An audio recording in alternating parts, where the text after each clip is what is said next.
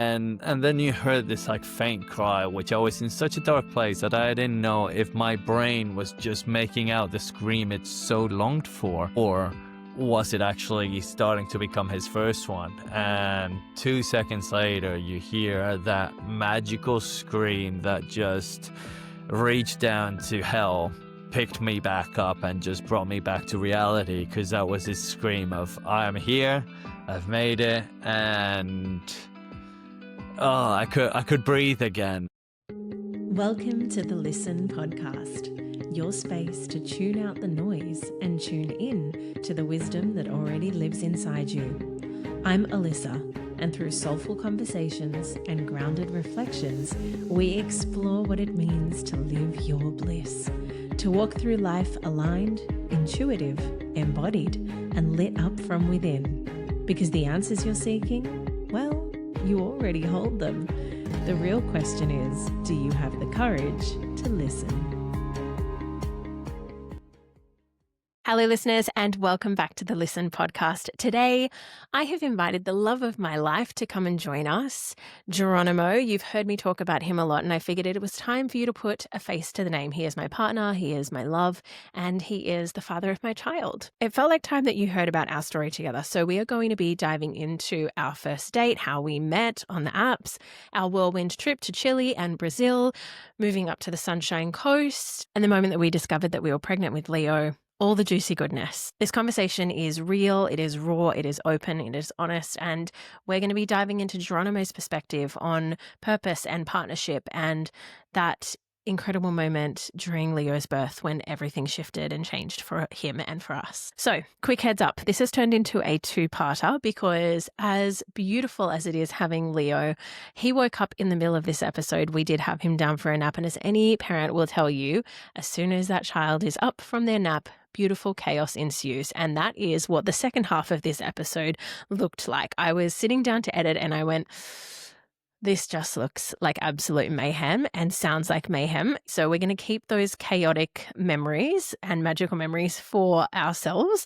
We do still have the footage, but I'm not going to be releasing that footage because I want to make sure that the second half of this conversation really gets a chance to be in the limelight. We are talking in the second half all about fatherhood and what that looks like, what that transition was like for Geronimo. So I want to make sure that we can really do our due diligence with that conversation. The beauty of doing this in two parts is that you guys are now able to get involved as well. So I would love, if you have any questions, please let us know. We would love to be open books and to be able to share our experiences with you guys.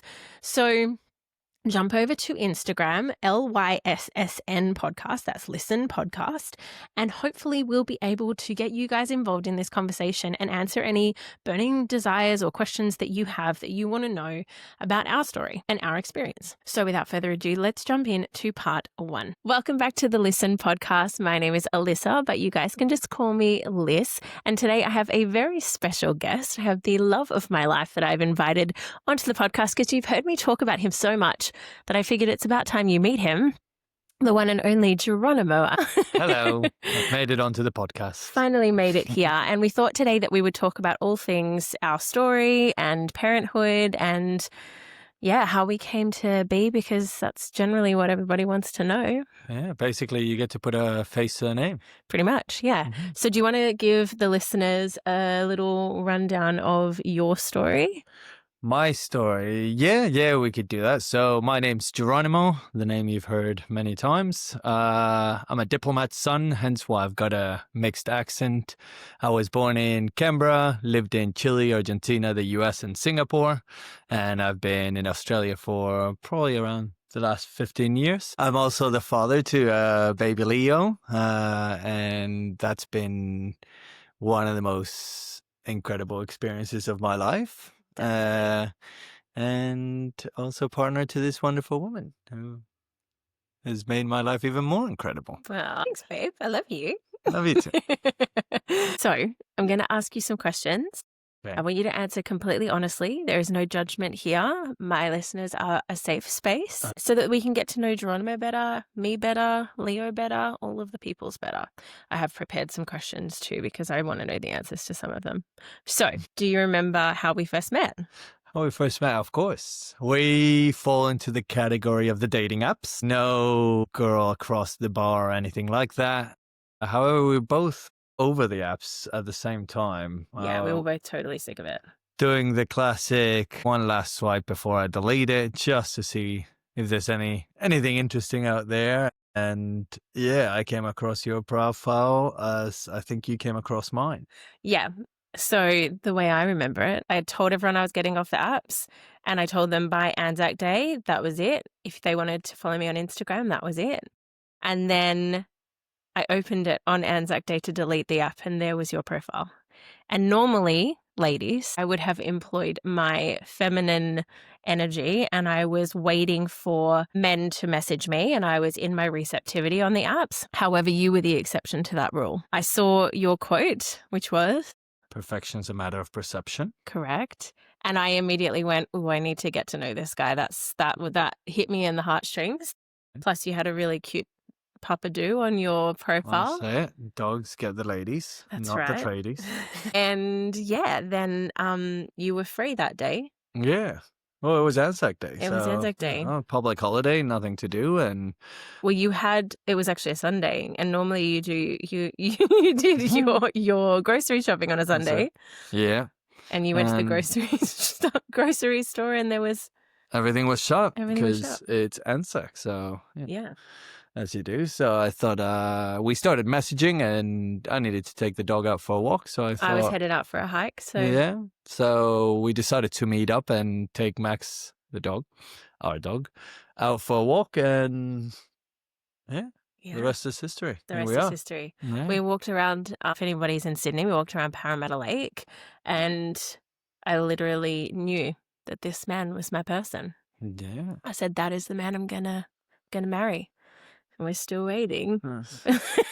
Still waiting. Different opinion there. But Hey. no.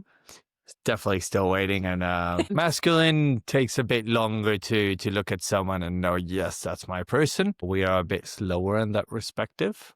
What, At you least still I don't am. think I'm your person? No, I'm talking about the day that we met. Gotcha. Took you a little bit longer. Yeah. How much longer? Only a couple of days. Only a couple of days. It's okay. I just need to clarify. She did make a massive impression that I knew I wanted to explore this further. It wasn't let's see what happens. I saw her, I was immediately swept off my feet, and I needed to know more. What I'm delaying is, this is my person right here, right now. That took me a couple more days. Yeah. Yeah. Well, because usually, ladies, we're more in touch with our intuition. So Yeah. That's fair enough. That's of course. at least one of us is. So Yes. how did you then know that this was something more, or when did you know that this was something more for you? Because it wasn't that long after. It wasn't that long after. It was, I think it would have been a couple nights after. I would have been lying in bed reflecting on that date and everything that we talked on. That date would have gone. Oh, that date went on for a while, actually. Didn't we meet up just after lunch? So around 2-ish. And we went back to your place, had pizza and wine. I just would like to add here, I don't usually bring people home on the first date, but I knew that he was my person. And I have a dog. And he has a dog. But also, nothing was open for us to go out. And there were, if it was open, there were surcharges. So again, he was the exception to the rule. Exactly. And so yeah, it would have been about 8 hours because would have left after dinner. And I think, you left mine around about like 11:30ish. It was later. Really? Yeah, because I remember I have work the next day. You did. I've got the She was my receipts. person. I've got the receipts. Yeah. Yeah. Only reason I'm remembering this and recalling this too is because we're going through a partnership visa at the moment. Yes. And we've been going through and looking at old messages, which is also really fun. So if you're in a relationship, you guys have been together for a fair bit of time, sometimes it's really nice to go back and look at that initial phase of honeymoons and butterflies and all the fun things. Yeah, if you ever need to prove to anybody your relationship, it definitely takes you down memory lane. Yeah. Every single minute, second gets questioned and they need photos. So all this is very fresh in our minds. Yeah. And so it's a good time to do the podcast. Yeah. So it was a couple of nights afterwards that I was reflecting on that date, and I was very happy with how it had all gone and with the woman that Alyssa was and with the future that we could potentially have. Because even though nobody really talks about it in the beginning because it scares everybody off. Like, do you want to talk about the future? You do still think, is this someone that I can see a future with? Unless that's not the purpose you're dating for, then you do you. Totally. But I was definitely the person asking those types of questions on the first date because I was like, been through enough, man. Yeah. Been through enough. I need to know. It does fair to say that we were just in 30. Mm-hmm. I think I had just turned, oh no, I was still 34 then. You were, because only 3 months later, Mm. you asked me to go To Chile on a for my big old 35th, trip with that's you. it. So I was 34, you were 30. So I guess where we were in life, those were the questions that we were sort of asking a bit more. Totally. For the record, we both wanted kids. We both wanted a long-lasting future together. I do want to get married, but anyways. So for a first date, we were talking a lot more future because we were 34 and 30. So it's kind of like, well, where is this going to go anywhere? Like in your 30s. Don't waste my time. Yeah, in your 30s, you no longer really put up with time wasters in anything. I think in relationship and friendships and even in phone calls, I think is this phone call going anywhere? If not, let's just hang up right now because I don't have time. Or come over and hang out with me. I'm sick of being on the phone. Exactly. So yeah, you do. I feel like in your 30s, you expedite the process a bit more. Yeah, because you've reevaluated what it is that's important to you and what isn't. Yeah, and those were the things that I was thinking a couple nights after, and that's when I thought, yeah, this is my person. She aligns well with me. Yeah. Absolutely. Well, for me, it was like chatting while we were on that walk. And I remember we both loved Lucifer. Yes, the show. To be clear, we are not Satanists. No. We loved the show, Lucifer. We both had the same favorite book, which is Subtle Art of Not Giving Up. Almost. The Alchemist. The Alchemist. Oh, your mum is also a healer and... So woo-woo. Yeah, your mum is woo-woo. I'm woo-woo. So we had a lot of things in common. Yes. And I think it felt very easy from the very beginning. Yeah. Yeah. The conversation was flowing. There was lots to talk about. And that's why even after the date, and also, I was really unwell. I was recovering from a hideous cold flu thing. Yeah. Because I'd just come off the back of doing the Sydney Realista show and I'd run myself ragged for 2 weeks. And then I was at the end of my illness. But you know when like you've been really sick and you're all snotty and like you're at that end. So it's kind of like you feel better. But then out of nowhere, it's like, hey, we're still here. You've got like a loogie. Anyway, TMI, but I was like coughing up phlegm and stuff along the date and then attempting to hide it because I didn't want to not seem like a lady. But you still kissed me. You didn't care that I was sick. Ladies, guys don't care. You can be sick. You can be whatever insecurity you are, and a guy's going to think what we don't care. To us, you're beautiful, and our eyes are pretty blind. So we can look past anything that you're sort of concerned about, like being sick or snotty or this. If we want you or love you, even like you, we'll move heaven and earth to be with you. Exactly. We'll close an eye. We'll definitely want you. Yeah, beautiful. We then went over to Chile. We went over to Chile 3 months later. 3 months later, ladies and gentlemen. Let's go halfway across the world for a month and a half. Yes, to meet your family and celebrate your birthday. That's it.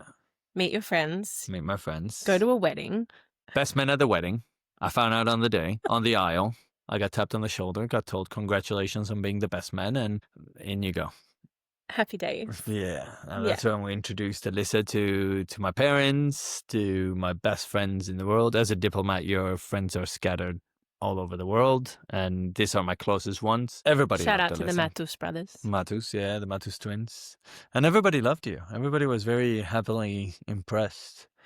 I was definitely out to impress, but not in like a inauthentic way, in a I loved you so much already. Yeah. And I genuinely just was so excited to meet your friends and family. Yeah. And I was really hoping that my lack of Spanish wouldn't be an issue. No. Well, everybody spoke English anyway, so well, I was very, very lucky. but it definitely opened my eyes to a completely different world, to a completely different culture, to a completely different way of living. And it allowed me to see things from a very different perspective. And it helped me to understand you a lot better as well, seeing, your culture. Where I came from, who I grew up with, parents, friends, it's all these people that shape you. So you definitely got to see that side of me. Absolutely. Yeah, And I loved them all. that's good. And I still do. And here we are. Yeah, and here we are. Beautiful. Yeah. So we also had a lot of fun in Brazil on that trip. We did, yes. Yeah, we snuck out to Brazil for a couple of weeks. I wanted to celebrate my 35th birthday in Ipanema with a girl from Ipanema. I was not the girl from Ipanema. I was just the But girl you in were Ipanema. in Ipanema, yeah. It worked either way. I was happy. I was in Ipanema with a girl. That was the most important and part. I was very happy. There were caipirinhas, which is their local drink, which is lemon, cachaça, and sugar water. Or lime, actually. Lime, cachaça, and sugar water. And yeah, you drink this stuff for breakfast pretty much over there. Even if you tell yourself no more, you can't help We turned into caipirinhas. Yeah, little caipirinhas. Caipirinha. I'm not gonna say that. It's gonna come out horrible with the mic. That's okay. Yeah. So Yes. we then moved in together in Sydney, and then we eventually made our way up here to the Sunshine Coast. So let's talk a bit more about what brought us up here, what drew us up here. We'd always really wanted that kind of more slow coastal lifestyle. Yeah. Well, I think you've answered it right then and there. We did talk about where else we would live, which is a question that I often have, being a diplomat's son. Not that I'm not content with where I'm living, but I'm so used to moving that it's second nature to me. So when we were in Sydney, I asked the question, if we would go anywhere else, where would we go? I think we both agreed on Queensland, and I've been to the Sunshine Coast. Had you been here yet? I'd been to Rocky, and I'd been sort of up and down. I'd been to like Brizzy, I'd been to Surfers Paradise. I'd been sort of up and down, but I hadn't specifically been to Sunny Coast yet. Yeah, and I remember Sunny Coast was a nice, slower paced, more civilized Gold Coast. That's a good way of putting it.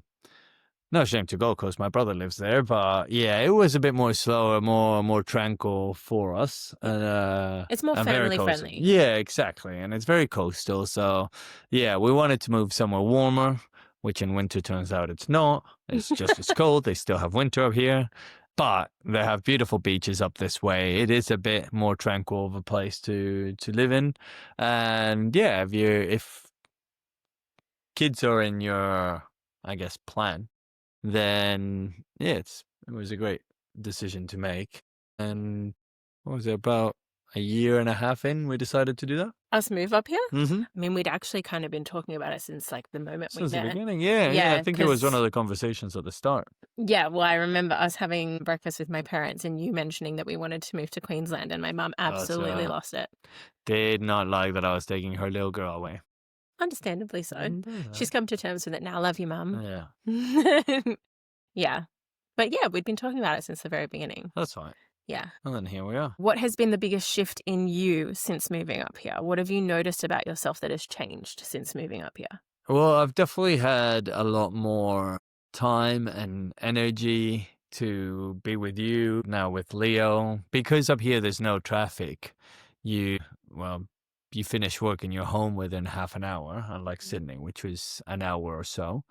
But yeah, which has given me more time to work on myself and to appreciate the things that I have. I think I've definitely slowed down a lot more from that Sydney life where it's always go, go, go and get, because it's sort of the lifestyle that I felt I had in Sydney. Whereas here is, you don't have to go anywhere. You don't have to get anything. You can just sit in your back lawn and appreciate what you have. You can just sit on the beach and just go, this is nice. I don't have to go anywhere. I don't have to get anything. I can just sit there and slow down and relax and enjoy the time with the ones that I love, or enjoy the time for myself, just without having to do anything. Just be with your own presence. I feel like that's been the biggest shift up here. Well, we went from living in a 1-bedroom, tiny little studio apartment in Petersham to you moved into this 4-bedroom place, which was just so much more expansive. It was a lot bigger. We could definitely fit both of us a lot better in there. Mm. And it was right around the corner from the beach as well. Yeah. So it did make for some very, very lovely morning walks or afternoon sunsets. Yeah, Yeah, it was very romantic. It was very definitely. nice. Definitely big enough to fit both of us in there. Yeah. But we're no longer there. We're no longer there because we sort of outgrew it, because it was only a couple of weeks after I moved up here that we fell pregnant. That's it. Yeah. And I will also add to what you were previously saying about moving up here. Moving up here was incredibly expansive for both of us, but one of the main reasons we wanted to move up was to start a family. We knew that was the next step for us. Yeah. We didn't have a specific timeline, but we were definitely really solid on the fact that we were ready. Yeah. You're right. We didn't have a timeline, but it was next in the plan. And, if it happened when it happened, it'll happen. Yeah. And it happened. And it happened. And I fell pregnant and I didn't know. And I went back down to Sydney. I drove back down to Sydney an entire day, not realizing, did the Easter show for 2 weeks. Mm-hmm.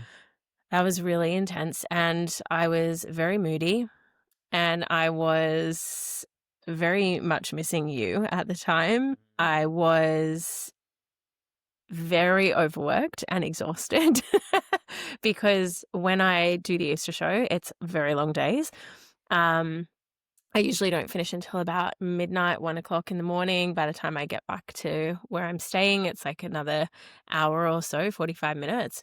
And then I'm back up and at it the next morning and back in there usually around about 10 o'clock.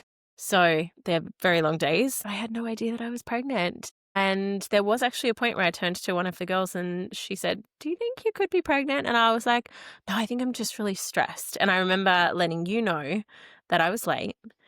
And you said the same thing. You were like, "Okay, well, if that's the case, that's great. But you're more likely just stressed because it's been a really stressful time."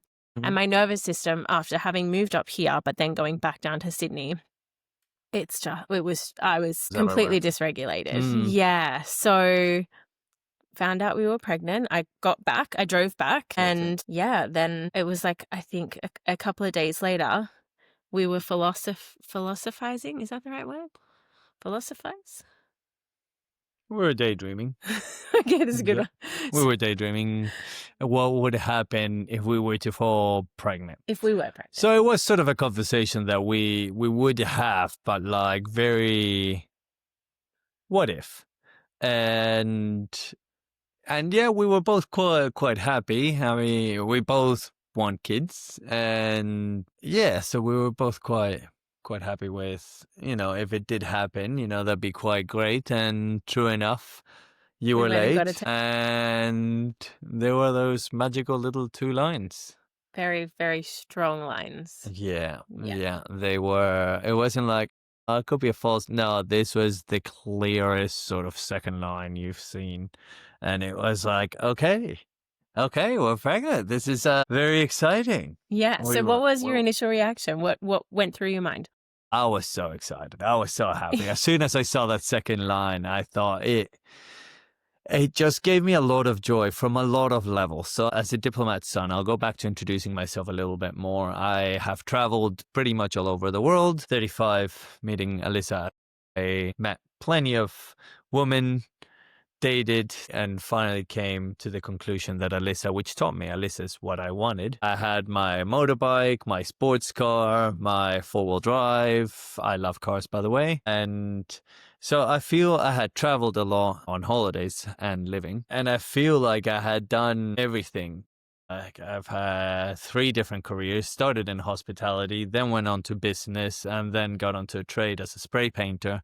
So I had changed careers a couple of times, love what I do now, but I felt like I had done anything and life was starting to become what am I doing? What's my purpose? And when we found out that we were pregnant, it finally tallied everything up and went, this is your purpose. This is how you evolve onto your next sort of character level of who you are as a man.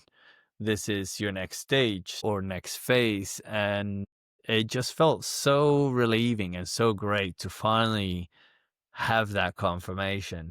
Obviously, understanding that this was literally it would have been a month into the pregnancy. I think we found got out at onto 5 weeks. Yeah. 5 weeks, yeah. So understanding that it's still early, but always the optimistic, hoping, knowing that everything was going to be okay. I was very much determined, like, yes, this is the next stage. So it opened up an entire world of possibilities and opportunities of how I was going to develop as a man and as a partner and as a father from moving from then on. And as soon as we got those results, it had a shift in my mind. You really had that like instinctive initial perspective. It was like something switched in your mind for you. Like you had a little switch that went, okay. Yeah. Yeah. This is the next phase. And it was a great feeling. It's funny, you always ask, like, well, how does it feel to be a dad? Or you have all these fears of like, oh my God, becoming a parent is so overwhelming. But what gets failed to mention is how you have this switch inside you as well, a psychological, a physical shift, a priority shift. I mean, everything inside you just shifts.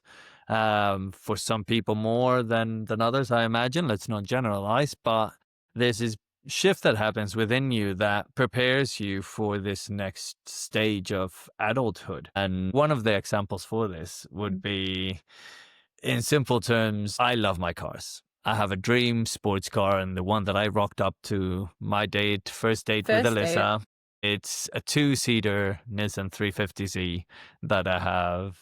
That's from the same year that I graduated, and it was my absolute dream car. This thing was perfection in every way. It looked perfect mechanically. If you're into that, was perfect as well. It was just everything it needed to be. And I had always said to every girlfriend, everybody that I met, I would never sell this car. It was a pretty sexy car, and he looked pretty sexy in it too. Exactly. I got the job done. Always show up to a first date best dressed, right? Totally. And so my version was in a car. Yeah, in this car. And I had always said I was never going to sell it. And this is my absolute gem that if all my partners could understand that, please don't ever question me about it. But then as soon as I saw this second line on the pregnancy stick, my brain went, there's just no space in our life for this car. It's got 2 seats. It is a sports car. And it just doesn't fit in with where we're going. It wasn't something that Alyssa asked me. It was just something that instinctively my body went, I love that car, but I love the idea or becoming a family man even more. And that made me very happy. Selling it I did say my goodbye. It did make me sad, but everything that it gave me, all the memories, I sold it very well. So the money as well that it gave me. Yes. And just all the pleasures that it gave me for 9 years, which sort of defined my preparation to this next stage. It was like the end of an era in a way. Exactly. So selling it was sort of marked the end of that era and marked the beginning of the next one. And it was a sad but very joyous moment, but it was one of the many shifts that happened within me to basically visualize it. Yeah. Yeah, it was definitely bittersweet. We did love that car. Yeah. Many good times in that car. Yeah. If we win the lotto, I'll buy you another one. That would be very nice. I do want it back, please. Alrighty. So let's talk about how becoming a father has changed you. Being Leo's father has changed you. What that looks like for you and what that means for you. Becoming a father has been the absolute best. It didn't come without going to hell for 30 seconds. Quick story on the pregnancy. Leo came out. Well, Leo had shoulder dystocia, which means his shoulder got stuck on his way out. Yeah, and then we did a couple of push. different maneuvers. Yeah. He popped. and they got him out. And this is where I went to hell for 30 seconds, which I'd like to talk about because it's like I said, safe space. It's exactly something that when I reflected back on it, it was a scary moment. I'm a man with very little to few fears. I don't fear heights. I don't fear spiders. I don't fear any other common stuff. To me, it's just something else. But the thought of a stillbirth scared me to death. I wouldn't know what to do with myself. My brain could not compute it. And then I told friends this story and they've gone through it, so I started finding comfort. So what happened was Leo, eventually they did a maneuver where they pushed his shoulder in, it became dislodged, he came out, they come out bluish purple, but that's because they've been inside the womb the whole time. Anyways, he came out that side, and in movies they always, I don't know, slap him in the bum, and then you hear them cry, and they do tell you as soon as they feel air, they start breathing. He came out bluish purple, wasn't breathing, was nothing. And obviously when you're coming out of the womb, like, they are quite limbless. Well, he has no muscles, he has nothing. Pretty much. He has just made it out into the world. So they've laid them there. Alyssa's telling him it's going to be all right. My brain went to the darkest possible place it has ever gone. And it was a scary place. It was this place that I wish I never have to go again. And then they got a little oxygen pump and they just sort of pumped some oxygen into his lungs, and then you heard this like faint cry, which I was in such a dark place that I didn't know if my brain was just making out the scream it so longed for, or was it actually starting to become his first one. And 2 seconds later you hear that magical scream that just reached down to hell, picked me back up and just brought me back to reality, because that was his scream of, I am here, I've made it, and I could breathe again, and it just sent me into shock. Alyssa was okay. Then they started cleaning, they started doing all of that. I went and just had to let out some sort of emotion, and then the midwife just brings me back and says, "Nope, Dad, we're not done here yet." So she just pulls me out of my little emotional corner. And yeah, we had to finish that up. I put Max outside. Max, my dog, by the way, who was sitting on the couch just watching all this happen, pretty much bothered by the fact that it was 1:35 in the morning. And we're all in her space while she's trying to sleep. She understands what newborn, new life is, so she didn't really care. Well, it was another reason we wanted that home birth, so that she could be there to experience it with us as well, because she's a part of the family. Yeah. And then I put her outside because the ambulances had been called just in case of the worst possible scenario, and which luckily wasn't this case. But then it just turned into a whirlwind of people coming and going and introducing themselves. It was all very professional, which I was fine with. All I could think of is, my boy is here and he is okay. He's here. And they ran the test, oxygen, everything had been great. And that's all I could think of. I couldn't care about anything else. Yeah. And so we cut the cord, we delayed. Well, not we, you. I did. You were still sort of coming to terms with. Still in a bit of a trance. Yeah. And yeah, it was just the single greatest moment in my life, one that I cherish very much, one that I do share this our story. child is awake, we've just seen on the monitor. Indeed, yeah. But then as I spoke with people, he was okay, because just to backtrack a little bit, all my fears, there was one part that I was missing, which is he was still attached to the umbilical cord. So inside the womb or outside the womb, he was still attached and he was still getting his oxygen, his everything he needed. He was still getting it. The reason he was blue and purple is because, well, he's been inside the womb and hasn't seen daylight ever in his life. And also doesn't have that, like, when you see them take their first breaths, they go that beautiful pink color because they're finally getting that. Exactly. And then he changed colors and it was just amazing. And yeah, so everything was okay throughout it all. But It's, I guess, the power of fears and lack of knowledge that just sent me to a very different place. And I was a bit, I guess you can say, traumatized by it, because it did shock me by what could have been and how grateful I am that it wasn't. But in dark times, or sometimes when the mind wanders, it does go into like, what would I have done if it had been the worst case scenario? And then as I spoke to more people, I just realized you have a hair. that's all right. One of many on my face. And I think it was one of mine. yeah, that it was okay. That's how it happens. That's just what happens, really. And also, we just want to say, if you have experienced a stillbirth, we are so incredibly sorry, and that is just something that we can't even imagine.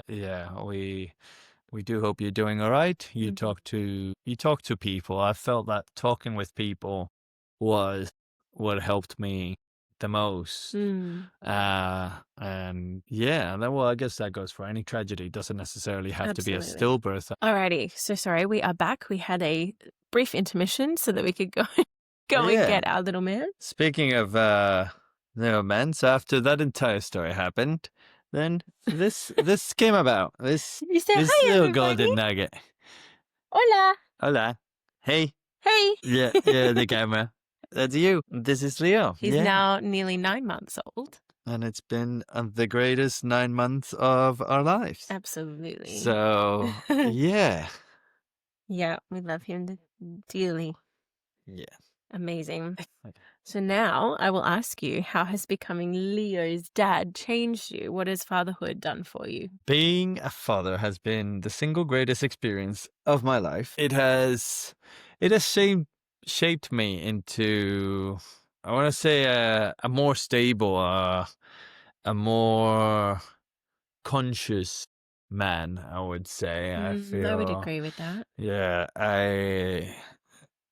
I want to say simple, but in the term that it has simplified a lot of my thoughts, priorities, and everything. I felt like before being Leo's father, my mind would just race in every direction.